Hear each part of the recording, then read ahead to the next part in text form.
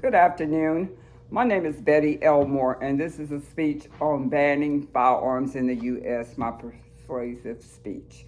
Gun violence is a modern global human rights problem.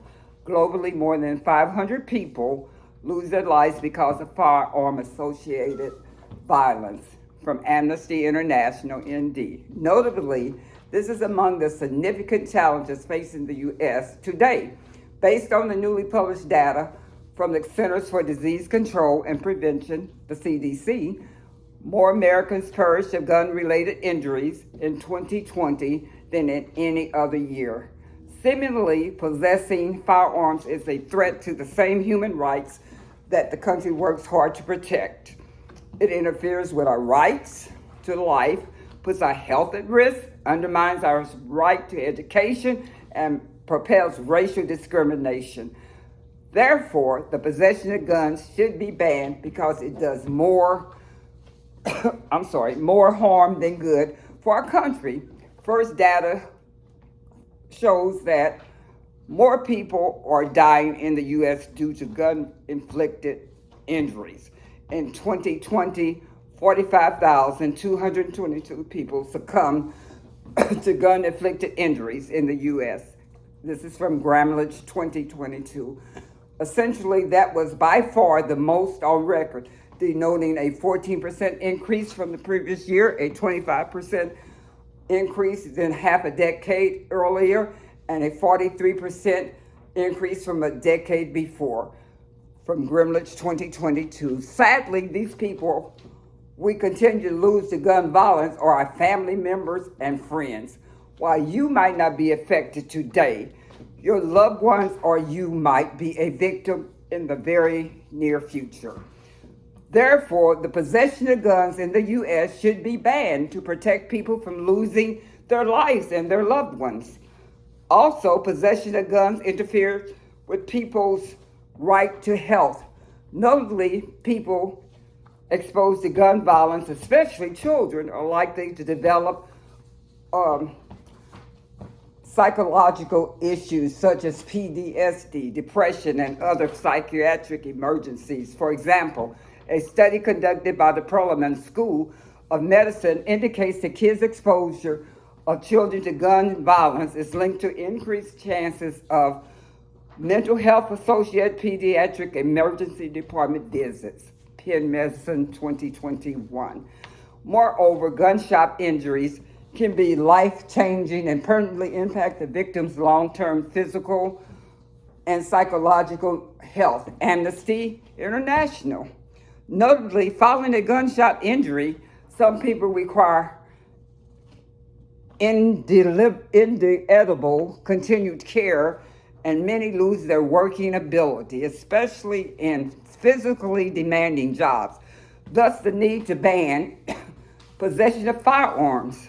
Additionally, gun violence violates children's rights to education by creating a hostile learning environment or making children unsafe in their schools. Recently, a gunman opened gunfire at a primary school in South Texas, killing 19 young children and 2 adults. Cassin Malta, 2022. Essentially, such an act creates panic among the remaining children who may be unwilling to go to school or lose concentration in class. Consequently, that results in reduced academic performance for the children, affecting the child's future career and life. Besides, continual occurrences of such acts may make parents reluctant to take their kids to school, fearing for their safety and well-being. As a result, children, especially those whose parents cannot afford homeschooling or private schools, may be denied their right to education. Finally, possession of guns propels racial discrimination in the United States. According to O'Brien et al., 2013, attitudes about firearms by many U.S. whites are influenced by illogical racial issues.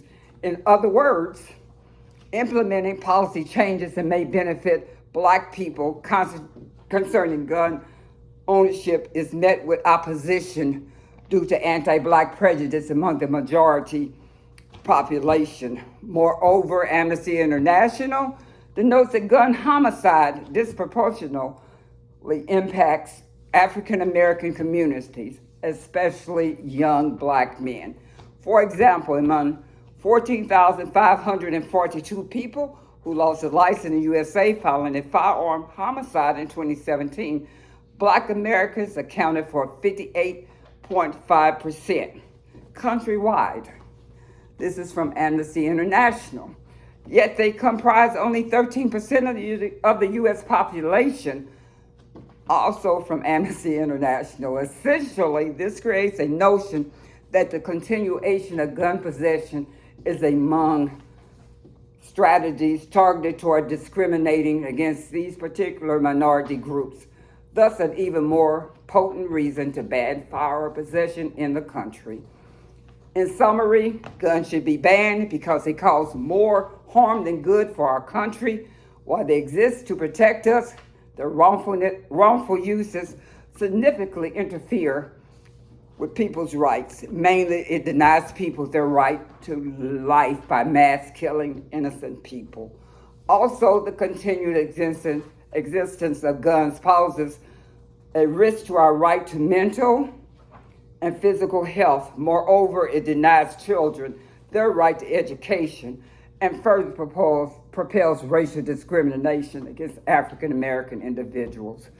Therefore, we should all unite and we should advocate for the ban on firearms before becoming victims of their use.